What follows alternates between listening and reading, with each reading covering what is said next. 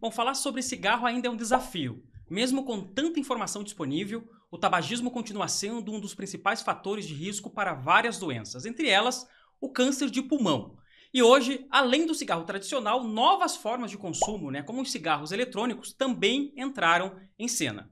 Com elas, surgiram novas dúvidas, principalmente entre os mais jovens. Mais do que apontar hábitos, essa é uma conversa sobre saúde, sobre escolhas, prevenção e sobre como o conhecimento pode ser um aliado poderoso no cuidado com a vida. Olá, eu sou Johnny Mota, jornalista e apresentador, e este é o Aqui por Você, um podcast do Instituto de Oncologia do Paraná. E neste ano, o IOP completa 30 anos de história, 3 décadas dedicadas ao cuidado, à inovação e ao acolhimento de quem enfrenta o câncer. Bom, e no episódio de hoje, a gente vai falar sobre a relação entre o tabagismo e o câncer de pulmão. Vamos entender o que a ciência já sabe sobre essa combinação, esclarecer mitos e desinformações que ainda circulam por aí e também refletir sobre o impacto real que essas escolhas podem ter na nossa saúde.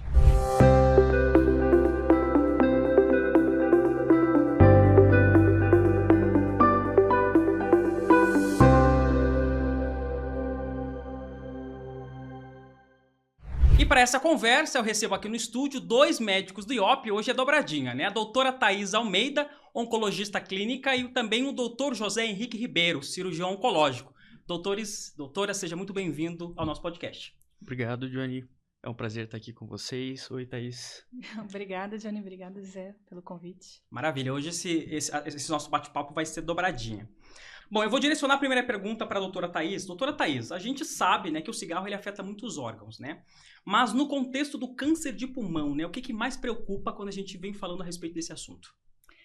Johnny, assim, a grande questão do cigarro é que o cigarro ele é responsável por mais de 8 milhões de mortes em todo o mundo, 1 milhão dessas mortes é relacionadas ao tabagismo passivo.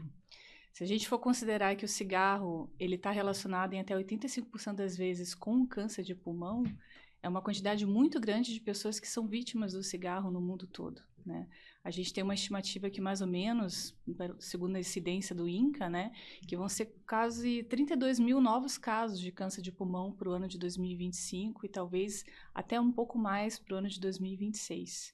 E o que mais preocupa é que o câncer de pulmão é uma doença muito silenciosa, A gente considera que 85% das vezes a doença já é diagnosticada em estágio muito avançado.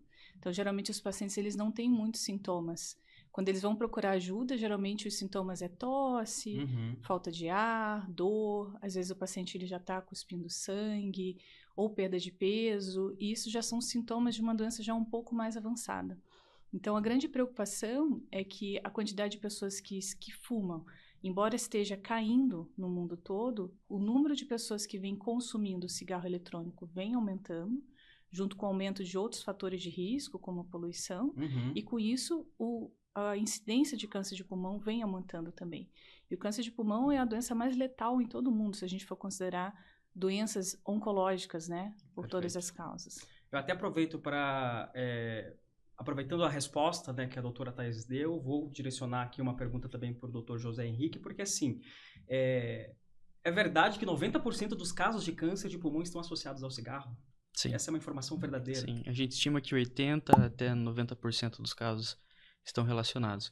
É bastante curioso que o câncer de pulmão, lá no início do século XX, era uma doença que era pouco incidente, A gente observou, principalmente a partir da Segunda Guerra Mundial, década de 40, de 50, que teve um aumento muito expressivo da incidência da doença, principalmente na América do Norte e na Europa, Isso, obviamente, chamou a atenção da comunidade médica e começaram-se a desenvolver alguns estudos tentando identificar o porquê desse aumento, E eles conseguiram realmente fazer o link, do aumento do número de tabagistas, principalmente aqueles jovens que iam até a Segunda Guerra Mundial, lutaram e adquiriram no fronte esse hábito do tabaco e mantiveram depois que voltaram para casa.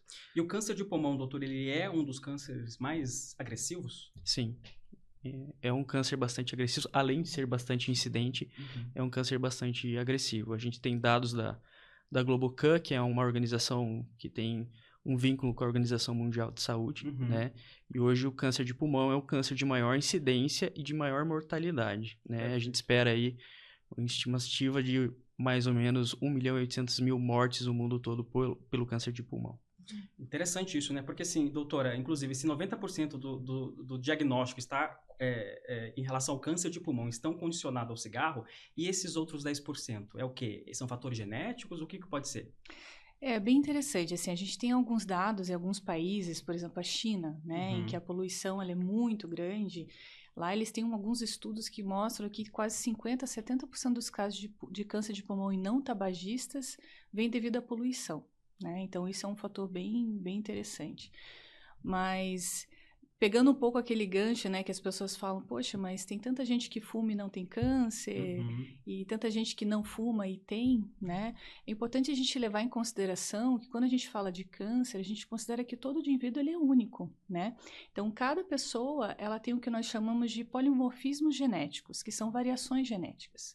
Então, um indivíduo, ele pode ter uma predisposição genética a desenvolver o câncer. Então, a gente pode ter predisposição ao vício da nicotina, a gente pode ter predisposição a desenvolver processos inflamatórios pulmonares, a metabolização dos carcinógenos do cigarro. Então, às vezes, uma carga tabágica baixa para mim, ou seja, 1 cigarro, 1 a 9 cigarros por dia, às vezes já é o suficiente para gerar um processo inflamatório. E se no meu organismo eu tiver algum problema genético que impeça que eu corrija o dano que esse carcinógeno faz no meu organismo, no DNA do meu corpo, isso pode propiciar o câncer. Então, existe uma variabilidade genética que nem sempre ela é hereditária, nem sempre é herdada de mãe e pai para filho, que pode propiciar o câncer. Então, nem sempre você vai ter casos na família de pessoas que fumam muito. E às vezes pessoas que fumam e não tem. E essa questão genética não é somente no caso do câncer de pulmão, isso também está condicionado a outros tipos, doutora? A todos Ou os tem alguma tipos diferença, né? A todos os tipos de tumor, a gente tem que considerar essa variabilidade genética, inclusive a metabolização dos fatores de risco, né? Então, como eu falei, a gente tem alguns dados que dizem que tabagistas leves, né, de até 9 cigarros por dia, eles têm até 9 vezes mais risco de câncer de pulmão comparado a pessoas que nunca fumaram. Pessoas que fumam mais de 20, 30 cigarros por dia têm até 20 a 30% mais de chance de câncer de pulmão. Então, existe um dado estatístico que mostra que cigarro aumenta a incidência de câncer de pulmão. Isso é fato. Mas também existe alguns dados que mostram que algumas pessoas são mais predispostas. Perfeito. E depende da intensidade e da carga tabágica. Por isso que a gente fala, a melhor maneira é não fumar, porque você não sabe se você é um indivíduo predisposto. Você não sabe se você tem um risco alto ou baixo. Pode ser que você fume a vida inteira e nunca tenha. Só que pode ser que você tenha um fator de risco muito alto, geneticamente falando, e às vezes o pouco que você fuma durante um curto período da sua vida seja suficiente para lá na frente, daqui a 10, 20 anos, você venha desenvolver a doença. O problema é que você só descobre lá. Exatamente. Essa grande questão, doutora, até queria aproveitar essa pergunta, o ensejo da fala da doutora, porque é o seguinte, existe o consumo que é um consumo consciente, no sentido de que a quantidade pode ou não, lá na frente, estabelecer um câncer ou não. Quando a gente fala do cigarro, efetivamente falando, a doutora falou, né, que tem pessoas que fumam 9, mas tem pessoas que vão fumar 30, né? Existe um consumo aí que é regulado ou não? Não fume, essa que seria a dica. A intenção aqui nossa é dar conscientização. Então, o ideal são as pessoas não fumarem. Não existe uma forma saudável de consumir tabaco, né? Seja através do cigarro comercializado e cigarros de palha, que às vezes os pacientes têm em mente que talvez não possa causar tanto mal, charuto, cachimbo, enfim, o narguilé, são múltiplas formas diferentes de consumo, mas nenhuma delas é efetivamente segura. E quando a gente fala de composição, doutor, por que o cigarro é tão prejudicial à saúde? Porque às vezes as pessoas não entendem, né, os motivadores, né, e a conscientização das pessoas para não fumar.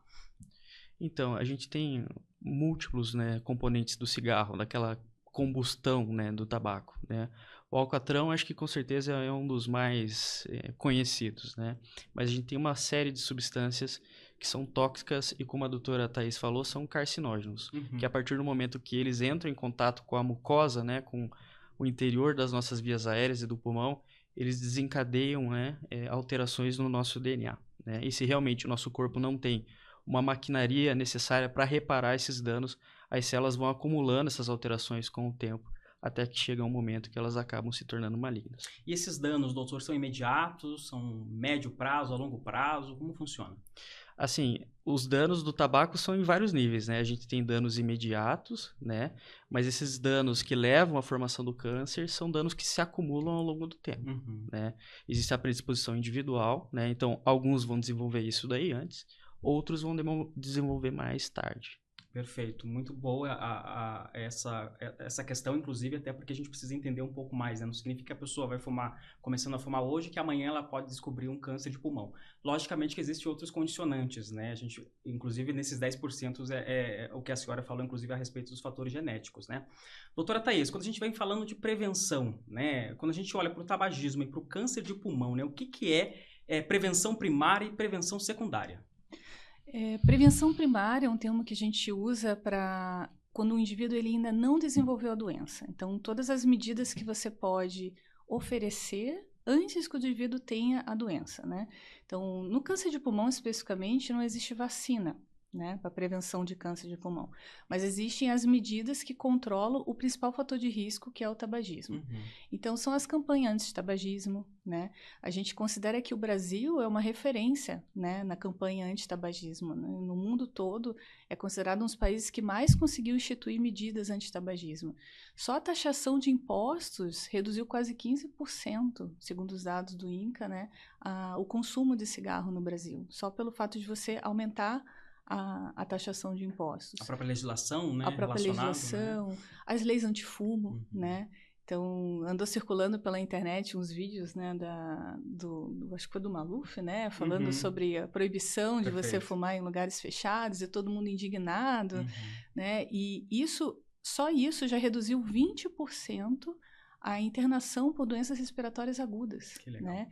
Então, a gente fala muito da questão do câncer, mas assim, né, falando dessa questão que o Dr. José comentou, dos efeitos diretos do cigarro, o cigarro, ele também causa danos agudos na parte respiratória, então asmas, bronquites, principalmente em crianças, né?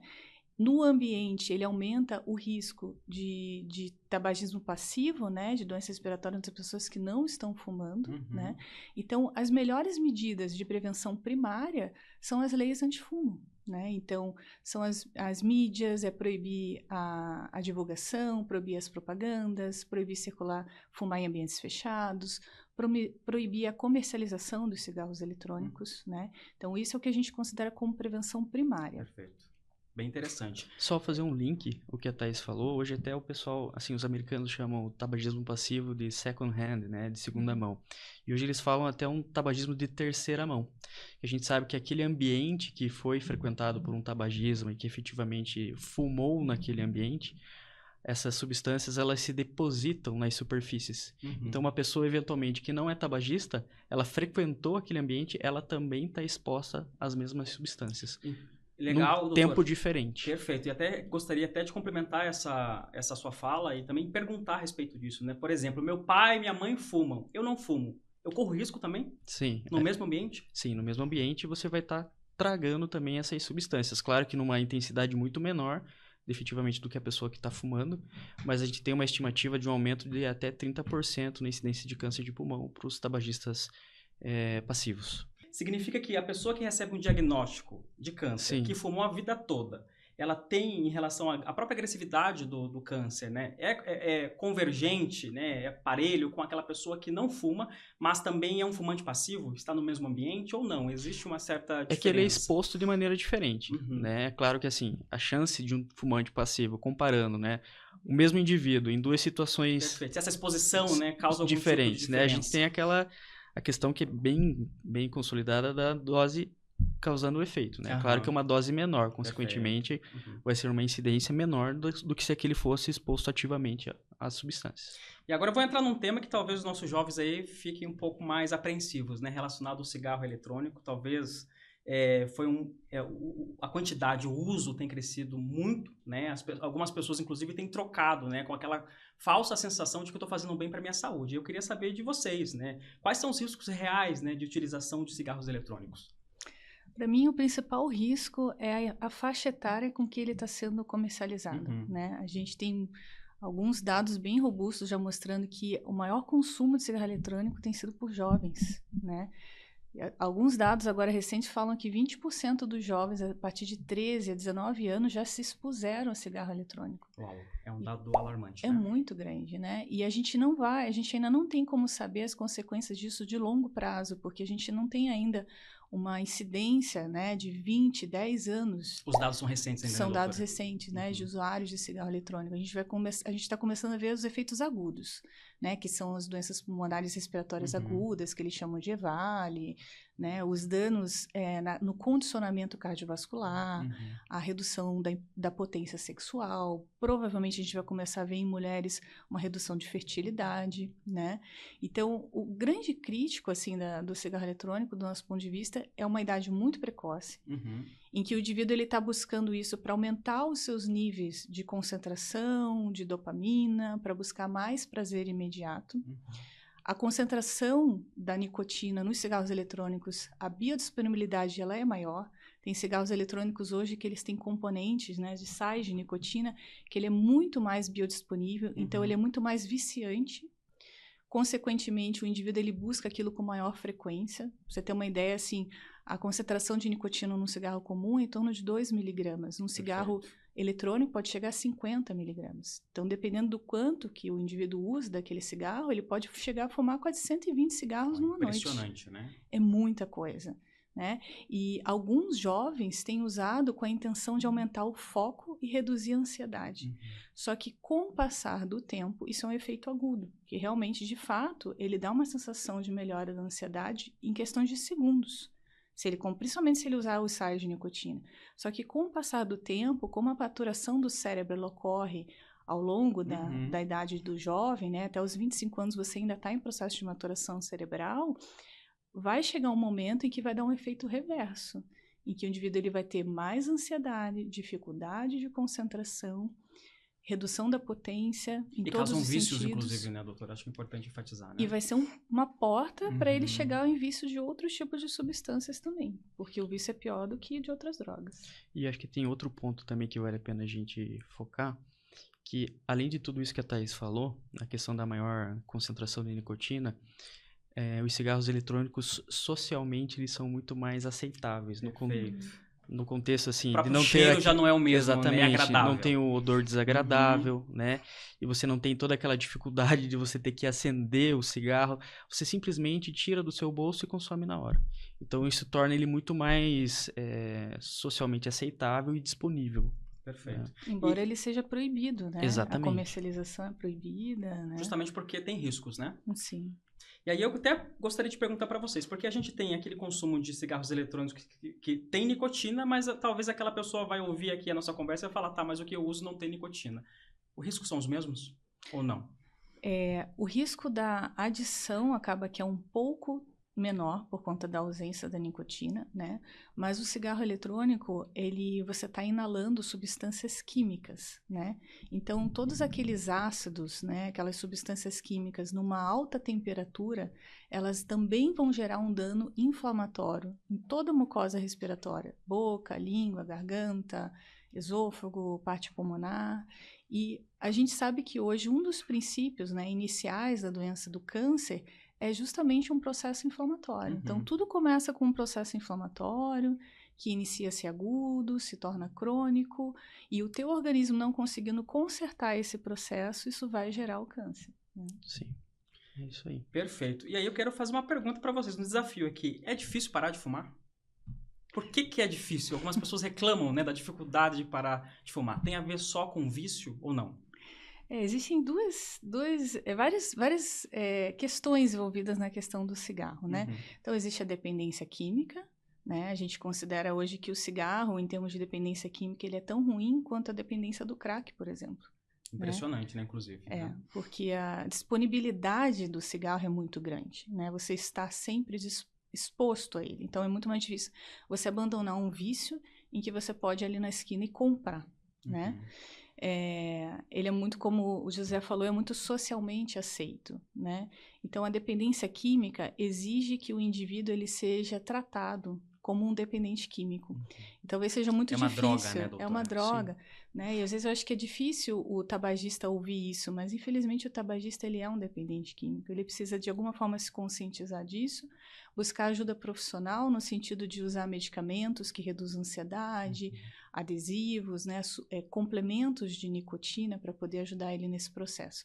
Fora isso, tem a dependência emocional, né, a dependência psíquica, outros fatores que fazem com que o indivíduo faz buscar o cigarro, e daí que entra as terapias psicológicas, né, cognitivo-comportamentais. Mais integrado, mais multi, né? Então é necessário ter um acompanhamento, e assim, isso tem na unidade de saúde, sabe? Então, assim, aqui em Curitiba, principalmente, né, em vários outros estados, o sistema público de saúde fornece isso. Então, se o indivíduo realmente ele estiver determinado a isso, ele consegue, né? Sim. E tem a questão social também, né? Geralmente, toda a rotina do paciente, ele está inserido dentro de um grupo, muitas das vezes, que é um grupo de tabagistas, né? Provavelmente ele não vai ser... Ele vai tentar, mas talvez sozinho, né? Então, envolve essa questão social também. Às vezes é o tabagista que convive com a esposa convive com o marido, que é tabagista e não deseja também interromper. Perfeito. Então, isso daí dificulta também. Não está no nosso roteiro, doutor, mas eu acho que o papo que o senhor trouxe aqui agora, puxou nessa conversa a respeito disso, eu acho que é importante, né? Um paciente que recebe o diagnóstico de câncer hoje, né? Como é que acontece essa orientação para ele, né? Ele precisa parar de fumar, né? E a gente sabe que não é tão simples assim. Em consultório, como que é condicionada essa conversa? Então, eu sempre converso com os pacientes, né? Assim, é muito comum eles perguntarem pra gente, né, Thaís? Doutor, agora que o estrago já tá feito, né? Será que realmente vale a pena parar? Vale. Né? A gente tem benefícios, assim, que são imediatos, né? E talvez parar com o hábito do tabaco faça com que esse paciente consiga enfrentar a fase do tratamento em si de uma maneira melhor, né? Eu, como cirurgião, a gente tem todo um incentivo dos pacientes pararem, prepara esses pacientes da questão respiratória para eles poderem enfrentar muitas das vezes uma cirurgia que a gente vai precisar retirar parte do pulmão, né? Então a gente tem que trabalhar de maneira multidisciplinar, né? Esses pacientes, idealmente, eles são encaminhados para psicoterapia, para uma avaliação psicológica, né? Muitas das vezes com um pneumologista ou eventualmente um psiquiatra que vai prescrever, né, as medicações que auxiliam nesse período inicial em que o paciente tem a maior chance de recair. E, doutor, até para a gente poder desmistificar um pouquinho em relação às informações, né? Informações seguras sobre este tipo de assunto, sobre a questão do câncer de pulmão, sobre a questão do cigarro, do tabaco. Onde encontro informações?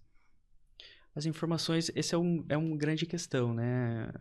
Hoje, com a internet, agora ainda mais com a inteligência artificial, essas informações elas estão bastante disseminadas, né? Mas a gente tem que ter bastante cuidado, sempre procurar informações que sejam de boa procedência, sites de organizações governamentais, enfim, ou grandes instituições que podem disponibilizar isso daí. Maravilha. A gente está chegando ao fim desse nosso episódio, e aí, para a gente finalizar, eu gostaria que vocês deixassem, né, uma mensagem para quem fuma, né, para quem convive com fumantes, ou para aquela pessoa que ainda vê o cigarro como algo normal, né? Qual que seria a mensagem que a gente pode passar para os nossos ouvintes? Bom, eu acho que eu colocaria, assim, uma pergunta, né? Como que seria a sua vida se você não fumasse, né? Quantas pessoas deixariam de falar no teu ouvido para você parar de fumar? Quanto que você economizaria do ponto de vista financeiro? Impacta a vida toda, né, doutora? É importante enfatizar, né? Exato, né? Falando assim da questão que a gente já comentou do tabagismo passivo, né? Aumenta o risco de morte súbita, né, em bebês, né? Então, se você tem uma criança em casa, quantas pessoas você pode ajudar na saúde dessas pessoas que estão ao teu redor, né? Que você pode evitar que fiquem doentes. Se você for um maratonista, um corredor, né? Será que você não ganharia uma medalha se você parasse de fumar? Né? Porque a gente sabe que tem muitos atletas que fumam, né? A gente às vezes vê na corrida, na largada de uma corrida de maratona, um indivíduo puxando um cigarro eletrônico antes de correr. Socialmente aceito, né? Socialmente aceito. Então, eu acho que a pergunta que cada um tem que se fazer é o que você está deixando de ganhar, né? E ir pontuando o quanto que está valendo a pena realmente continuar. Excelente reflexão, doutora. Obrigado.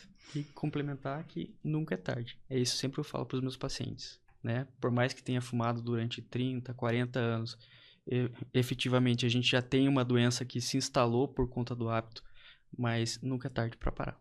Maravilha. Doutora Thaís, doutor José Henrique, muito obrigado pela presença. Foi um prazer receber vocês aqui no estúdio. Obrigado. Obrigada. Um abraço a todos, obrigado pelo IOP, obrigado pela oportunidade da gente estar falando aqui. E um grande abraço para os nossos ouvintes.